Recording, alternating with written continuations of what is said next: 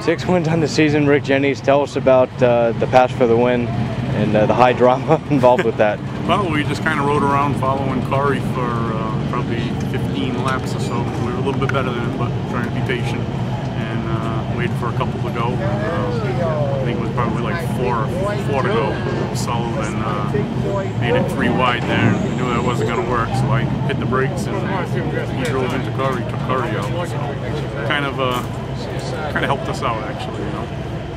We didn't have the best car, but we had an okay car. How close was it going 3 wide, knowing they were all there? I knew we weren't going to make the turn, so I lifted early and stood on the brake and let them go at it. So Sullivan drove into Kari, and we were able to get by, gave us the lead.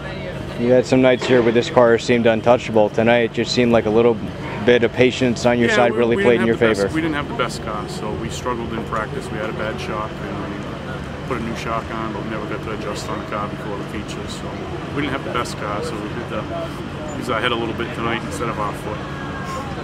Where are some of the sponsors and crew members that helped get the 70 car in victory lane?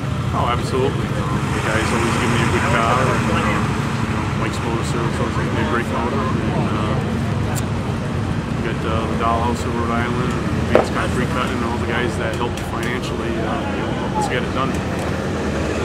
Just got good guys that put a lot of effort into it. So we always have a pretty fast car. You've been doing this for such a long time.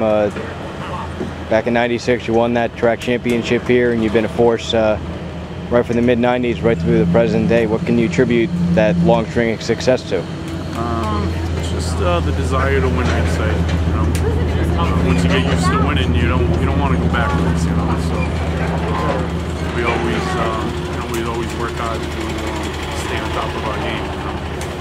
And, like I said, I just got a bunch of guys that work on the car that are all they all want to win. So everyone puts a lot of effort into it.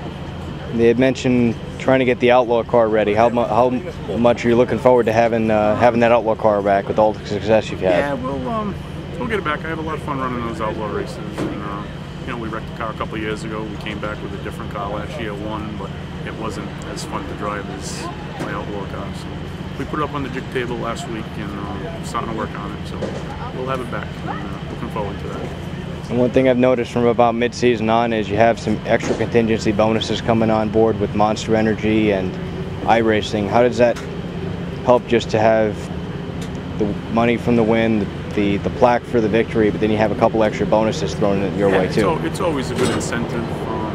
For me, it's not as big of a deal because I don't care if there was no paycheck. I still race to win. So, but for some guys, I mean, it probably means a little more.